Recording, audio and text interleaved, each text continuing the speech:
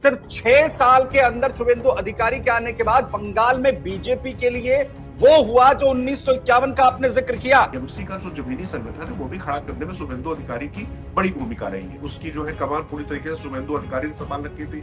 एक बड़े राजनीतिक विरासत के साथ में वो आते हैं, दबंग भी हैं, बाहुबली भी हैं। शुभेंदु अधिकारी के आने के साथ साथ जिस तरह की जो घटनाक्रम या बीजेपी के अंदर जिस तरह की जो एक कमजोरी थी, जो कमजोर पक्ष था, वो शुभेंदु अधिकारी के आने के बाद भी। एक तो बात यह है कि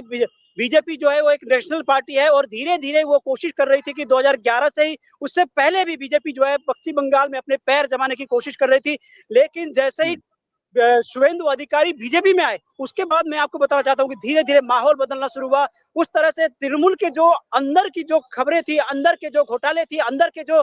तृणमूल के जो बारीकियां थी, जिसको जो है वो समझ नहीं पा रहे थे, कहीं पे कहीं बीजेपी उसको कहीं मिस कर रही थी। लेकिन जैसे ही शुभेंदु अधिकारी बीजेपी में शामिल हुए, उसके बाद से जो है धीरे धीरे माहौल जो है, आपने देखा होगा कि 2021 में भी बीजेपी ने पूरा माहौल बनाया था। आपको याद होगा कि किस तरह से जो है पूरी ताकत झोंक दी थी। लेकिन उस समय बीजेपी में नए नए आए थे शुभेंदु अधिकारी, और वो सारी चीजों को, उन चीजों को जो है बीजेपी उस तरह से प्रस्तुत नहीं कर पाई। लेकिन जैसे जैसे दिन बीते और 1920 के बाद जो है वो बीजेपी के यहाँ हालात बदलने लगे। धीरे धीरे आप देखिए कि 21 में जो है वो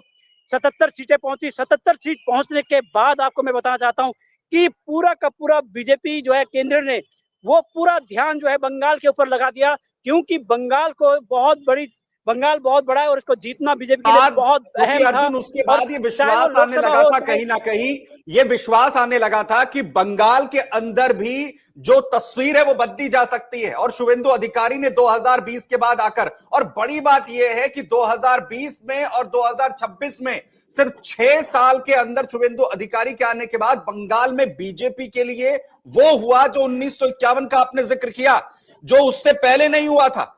वो बंगाल के अंदर शुभेंदु अधिकारी ने 6 साल के अंदर करके दिखाया। 2007 का जिक्र किया कि अगर शुभेंदु अधिकारी के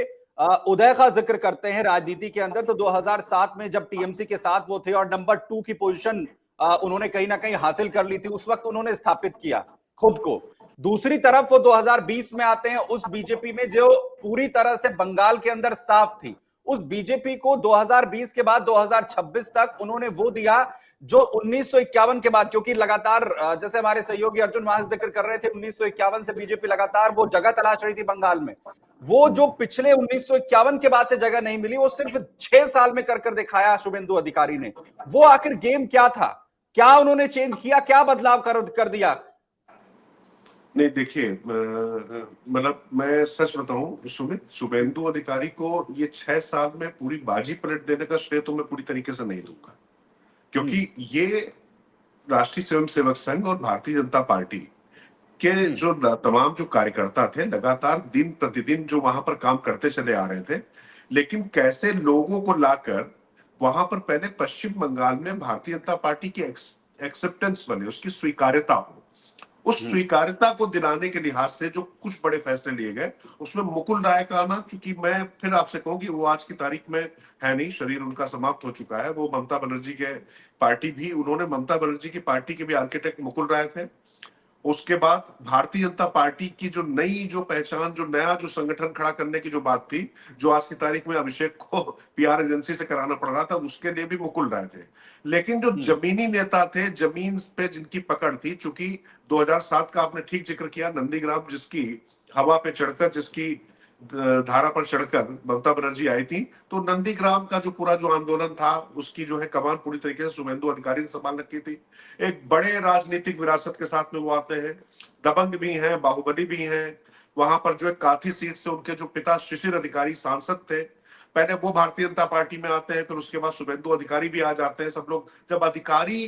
परिवार आता है, तो उसके बाद ये मानकर चलिए कि भारतीय जनता पार्टी और राष्ट्रीय स्वयंसेवक संघ के जो तमाम जो कार्यकर्ता, जो तमाम नेता थे, उनका जो ये सपना था, उसको पूरा करने की दिशा में उसको एक वैचारिक धरातल के बाद एक राजनीतिक धरातल मिलता हुआ दिखाई पड़ता है। और 2021 में जब शुभेंदु आए, तो उनके साथ में मिदनापुर वाला जो खास तौर से जो पूरा इलाका है, उसके बाद बाहर जहां पर उन्होंने ममता बनर्जी को जिस तरीके से, क्योंकि ममता बनर्जी को इस तरीके से कोई चुनौती देने वाला नेता बचा नहीं था जो उनकी मांग में जाकर गरज सके, जो उनसे सीधे दो दो हाथ कर सके। तो ममता बनर्जी की जिस तरीके की आक्रामकता थी, उस आक्रामकता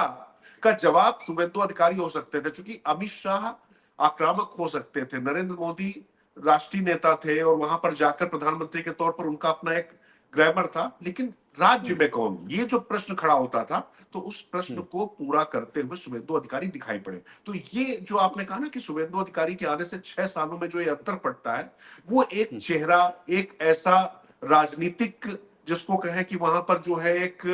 प्रतिबिंब बनता दिखाई पड़ता है, और ऐसा लगता है कि जो ममता बनर्जी को उनके ही घर में मात दे सकता है, और भारतीय जनता पार्टी तृणमूल कांग्रेस से लड़ सकती है। और देखिए, टीएमसी का जो जमीनी संगठन है वो भी खड़ा करने में शुभेंदु अधिकारी की बड़ी भूमिका रही है। तो शुभेंदु अधिकारी चूंकि जमीन भी समझते हैं, संघर्ष भी समझते हैं, संगठन भी समझते हैं, तो सरकार चलाने में देखिए, आप एक बात ध्यान रखिए, सरकार को लेकर जिस तरीके से प्रधानमंत्री नरेंद्र मोदी और अमित शाह